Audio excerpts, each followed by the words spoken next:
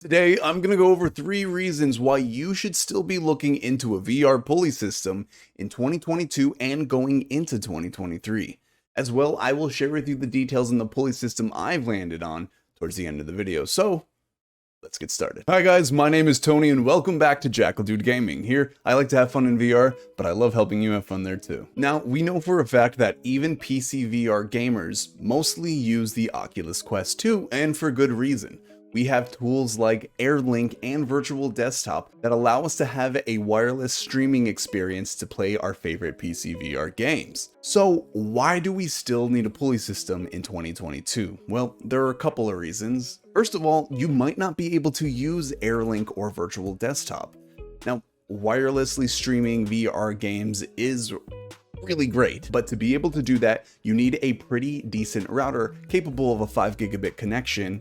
But even if you have a good router, you need a line of sight with it. That means you need to be playing in the same room as your dedicated router. Now, if you're still living with parents or have roommates, you might not always get to choose where this router lives. So your only option to play PCVR games might be through a cabled option. The second reason, having your headset plugged in means you have a much longer play session. The 2 to 3 hour battery life of the Quest 2 feels like it's getting shorter and shorter with every new release. But if you have a cable attached, you have constant power going to your headset. This means this is also a great reason to get a pulley system even if you don't play PCVR.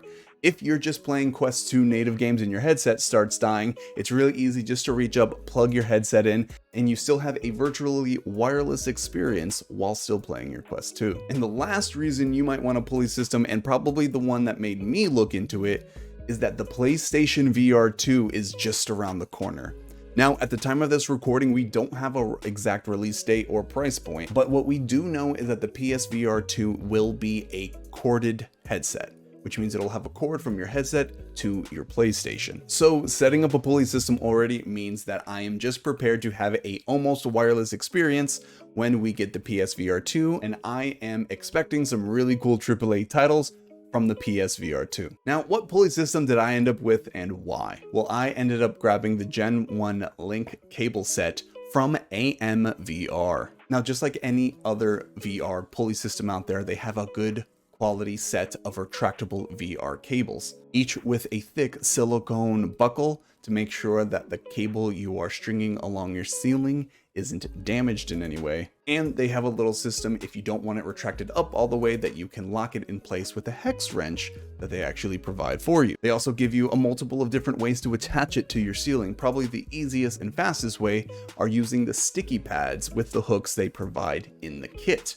This is a really great option if you want this done as fast as possible, and if you're a renter and you don't feel like drilling holes into your ceiling that you know you'll have to fix later. Now, unfortunately for me, my ceiling is an old school popcorn style texture, so I couldn't use the sticky pads, but the screw hooks provided were actually really easy to install. Just a couple of holes with a small drill bit, and they provide the screw caps that I could just hand screw the hooks into. The whole process took me less than 15 minutes. And there's also a sturdy silicone buckle that goes on the side of your headset, so the tension goes on the buckle and not the charging port of your Quest 2. And to be completely transparent, this was actually sent to me, and the quality of it was really good. And then when I found out what the price point was, I was pretty shocked because of the cable that comes included with it. Now, this whole kit with this 20-foot cable comes at $35 at the time of recording. A link for you to get it will of course be in the description down below. But this cable is really the star of the show. I purchased the Oculus Link cable way back when that came out for the Quest 1. That's an $80 cable.